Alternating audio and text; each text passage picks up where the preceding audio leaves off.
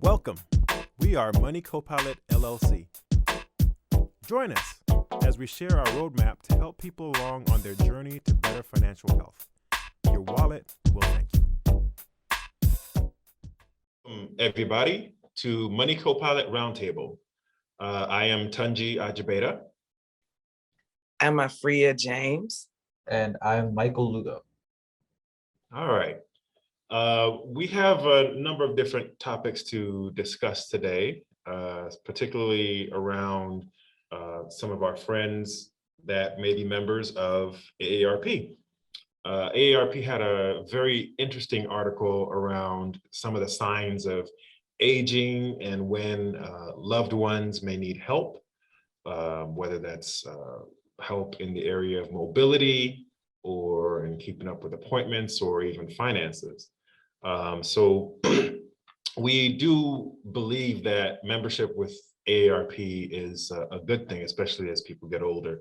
And one of the things that we do as a member of the American Association of Daily Money Managers is help older people to handle their finances and keep things in check, make sure that they're staying financially healthy and managing funds in retirement in a very economical, efficient, and effective way. But at the end of the day, AARP and those things that we do for our loved ones are really about family. Finances come into play, but it's really about family and trying to make sure that people are taken care of. So I'll start by saying that, personally, I don't necessarily look forward to the days when I'm an older person, retired, and maybe not able to have the same kind of mobility that I had before.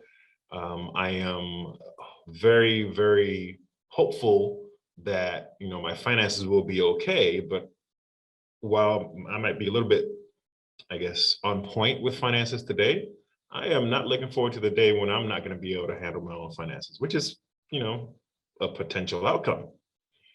I look at my parents. My father's passed away a long time ago. He was pretty financially well off. And then my mom, who was not quite the same way. And, you never know how things are going to turn out for you. So the article that we have reviewed from AARP is actually one that I think is very relevant and people can relate to. I'm curious, with you, Michael, how do you envision your future going as far as when you retire? Have you even looked that far? Well, the only time I have looked at it is one time I opened an Acorns account and it said you'll have $1 million when you retire. But then I stopped that. I'm thinking through what I learned, especially like the next 5 years, I will be able to be set for when I retire, and not only that, but like health wise, I try to look for myself, especially now, because I know later it can definitely take a toll on you or something like that. I gotta tell you, I am probably most hopeful for you, Michael, just because you're a young person, and if you make the right decisions from now going forward, you can be set for your retirement age. But I definitely understand it. It's kind of hard to picture how that looks. Thank you. I actually, Tunji, I actually look forward to getting older. Yeah, I think I'm gonna be able to use that as an excuse to hit people with my cane. Wait, you plan on having a cane? I plan on, for no reason. If I need it or not, it's gonna be a reason to snap on people.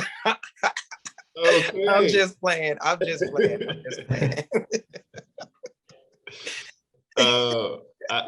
can see now we're gonna have to get an early evaluation of you and your capabilities as you get older, just to protect other people. Hide the canes. Hide the canes. I see it.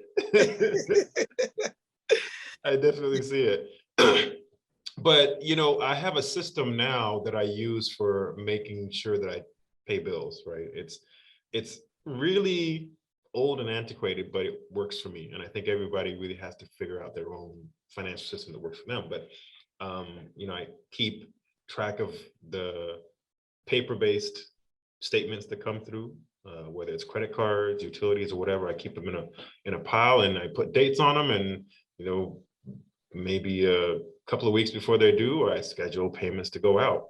I know a lot of other folks are much more digital with theirs. They get online statements, and not that I don't get online statements, but my preference, probably due to my age and the generation that I'm part of, is to continue to receive statements.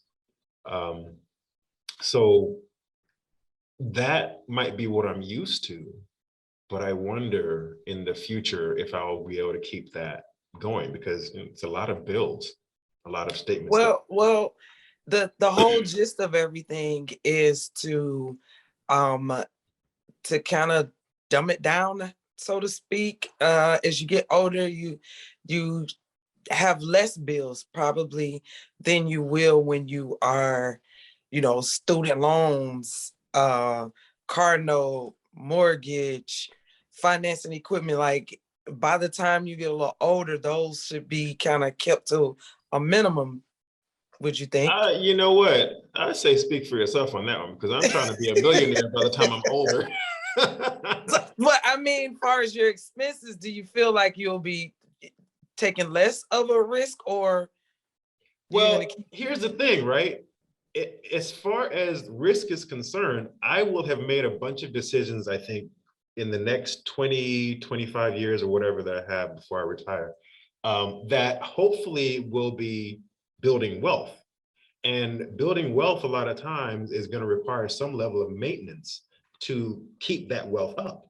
Mm-hmm. And granted, my hope also is that I'm not going to have to do it by myself by the time I get to that point, but the maintenance is still going to have to be there. Somebody's going to have to pay the bills on the rental properties. Somebody's going to have to take care of whatever issues that come through, whether it's a property management company or something else, that are associated with that rental property. And then with regard to stocks, or if I have individual stocks, index funds, bonds, or anything like that, those are things that we'll have to go through. And even stuff that has to do with Moneycopilot or any other company that I might be involved with. There's going to be 401k stuff that I might need to keep track of. There's probably going to be other assets that generate interest or income in order for me to maintain or keep some level of wealth, right? Because at the end of the day, working 9 to 5 is great, and it gets you set up to be able to do things, but financial freedom is really what I'm trying to get into. Got you. And financial freedom is not free. There's nothing free about financial freedom. I wish. Michael, like I said, you have a long time to be able to put this kind of thing into perspective. And I don't know if you're looking down that path right now, but one of the things that I came across, not just with the AARP article, but also with some other articles I read, is around how you can make your investments and make them really grow with compounding interest in retirement or for your retirement. And if you start early in your 20s, I mean, that's almost guaranteed millionaire status by the time that you're ready to retire. You ready to be a millionaire? You said Acorn said that you were, so yeah, you couldn't be lying, right? I mean, yeah, even during class when we learned about how much compound investing, for example, how much something will be worth in 30, 40 years by the time my class would retire, something it would say $1 million, $2 million, depending how much, per month or per year we give, and though right now I don't really have the funds to even put that much money in, I can put little by little, but then in the future when I do have those funds, I can put in more and more. And I know I won't be I don't know why I'm putting in so much for the future, I would be oh, I'm putting this much for no reason. I would know how much I'm getting at the end of the day, for 30 years, 40 years, whatever. You make an excellent point, because in a perfect world, knowing what we know now about finances, I would probably put $400 a month or whatever amount it is into a retirement account that was very, very heavy on stocks for each of my kids so that they would be millionaires by the time that they're ready to retire as well. But doggone it, kids don't know how to appreciate that kind of planning. Yeah. And a lot of times I'm sure they would spend or dip into it somehow before it actually got to maturity and make it to where it's not really, as effective. And that is something that is unfortunate. I think with most assets that are big ticket items, whether it's a car, house, you don't really appreciate it as much unless you've had to kind of work for it. Right. And so let me ask you this, Tunji. Because we are over. Did you ever think gas at our age now would be $3.19? Like, did you plan for that? And then now that we're still planning, now it's like, in 20, 25 more years, we could very well be paying $5 or more per gallon. Okay. Hush your mouth, Afrieya. We don't need no $5. I didn't want to put it out there. I didn't. But, and in that case, back to Michael, are you planning for just a little? Because they always say you'll feel it at the gas tank. That's how you know inflation is there. When you're feeling it, and I just filled up last night and I felt it. I was like, $3.19, is this what we're doing? I never thought it would get to $3.19 in my lifetime. When I was Michael's age, I didn't see $3.19. Did you? I definitely didn't. Michael, what are you seeing in terms of the future? What do you think gas prices are going to be in the future? It'll probably stay, I think, around the $3 mark. When you're 20 years from now, you think it still will be around the 3? 20 years. Let's see. Well, accounting inflation, which I don't know much about, I would say, Michael, right you're not using your calculator. You're supposed to be using your calculator on camera so you can figure it out. I don't have one. You can't watch. I would say 380 to 420 or something like that. Okay. And see, when I was in school, I had a Hyundai Excel. Remember those type of cars? Anyway, it was 88 cents, right? It was 88 cents exactly. And then like the next year, it went up to like 98 cents, like 10 cents. Like everybody was like, hold on, Freya. I gotta ask this question. Michael. Yeah. Do you even remember gas being less than $1 a gallon? I don't think he was alive. The lowest I've seen is 180, I think, or 190. Right. I don't even think he was alive when it was less than $1. But I remember it going up to 98 cents around his age because I was in college. And I just remember everybody like, and I was like, this is really not a big deal or whatever. But then when I started paying attention and getting around conversations of money, it was like, these things are going to inflate. But I still didn't count for it to be $3.19. So you're Michael's saying 380 in 20 years, and I'm saying I was thinking like him.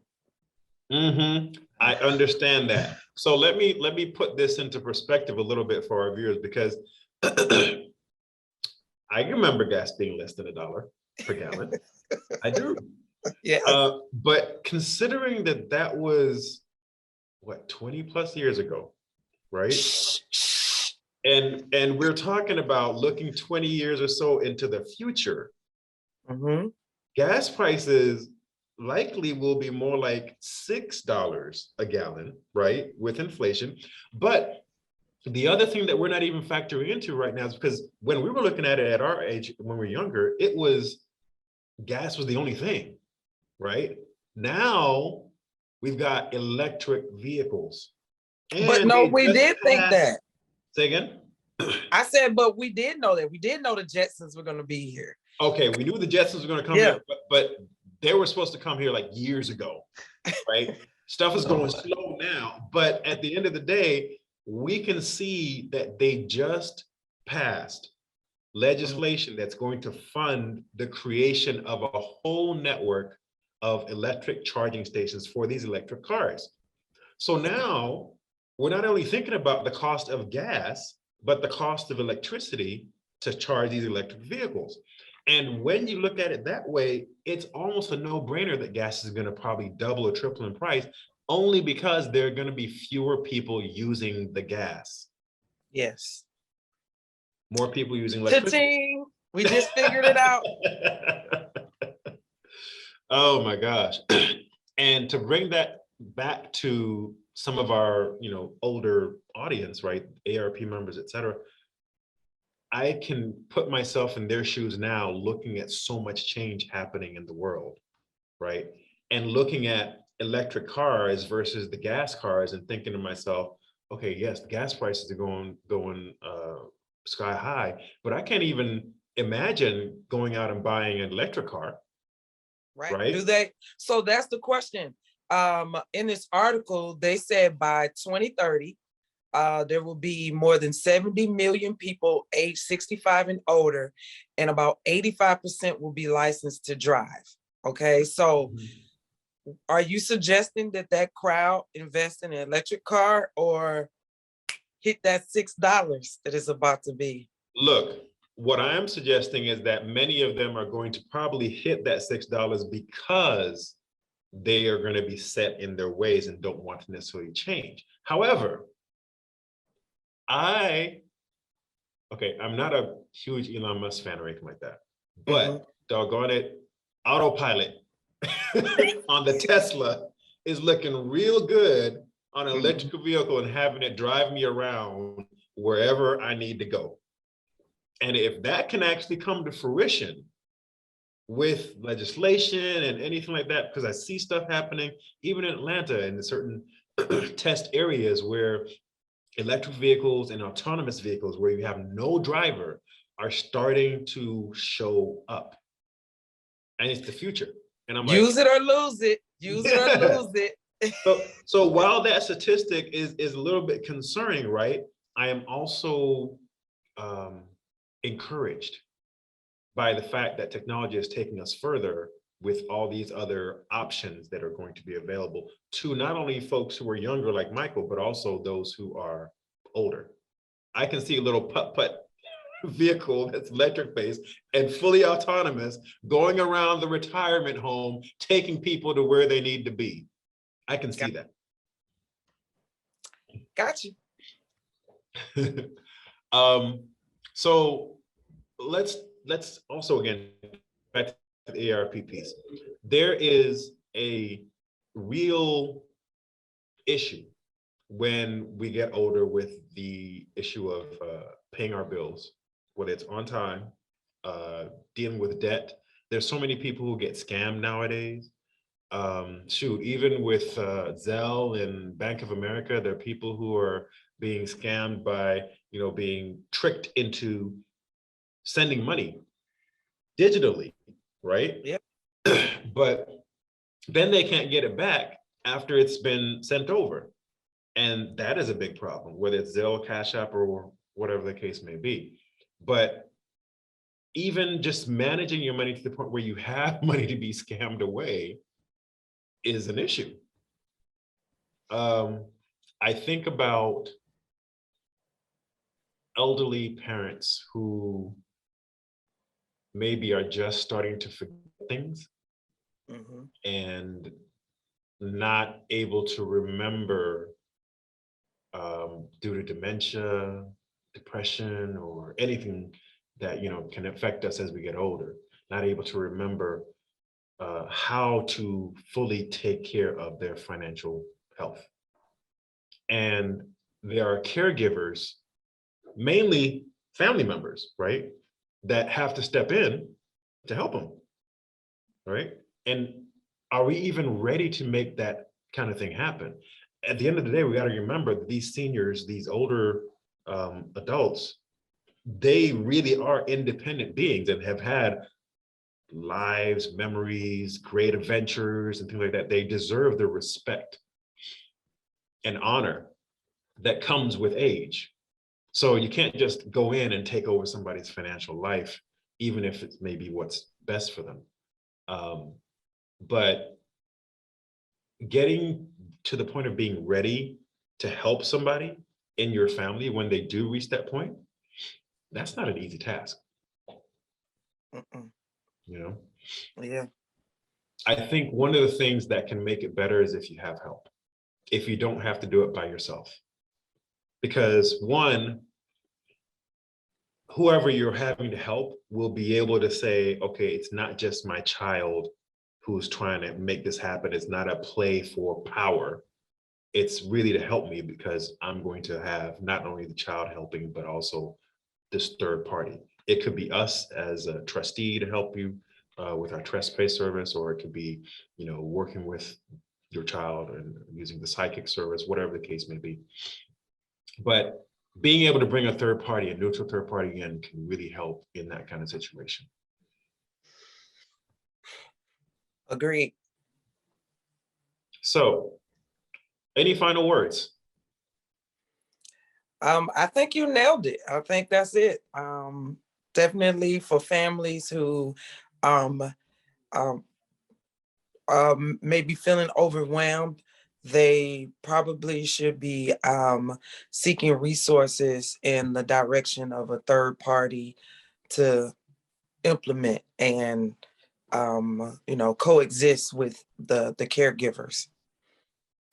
And definitely endorse the American Association of Daily Money Managers, because that is one of the primary things that we do as members of that association and other members. And if you don't go with Moneycopilot, of course, we won't be mad at you. Right. As long as you get somebody who is qualified to help you, because it can be a stressful thing, especially if you weren't really great with finances to begin with on your own, and now you're having to help this whole other person to keep their finances in check and keep them healthy in more ways than one. So right. Looking to the future, we're here to help if you need it. Feel free to Yes. reach out. Help you with that electric car note. Yes, the electric car note, which I'm sure we'll all be paying at some point as Yes. autopilot gets through, right? Yes. I'm looking forward to it though. Yes. All right, Michael, anything you'd care to add at the end? No, you guys basically covered it. All What I right, was thinking, yeah. cool. All right, thank you everybody for tuning in, and we hope to see you again at the next roundtable.